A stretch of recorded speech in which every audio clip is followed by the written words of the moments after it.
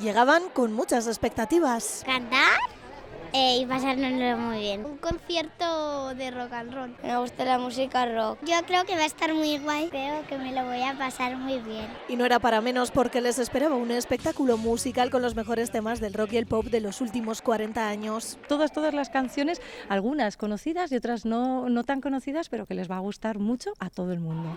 Un concierto diferente en el que la música unió a mayores y pequeños. Al final la música es cultura y, oye, que escuchen de todo. Cantan y bailan y se lo pasan muy bien. Divertido, entretenido para los niños.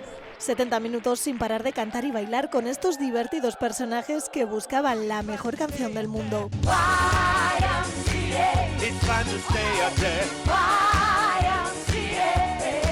Y cada uno salió del teatro con la suya.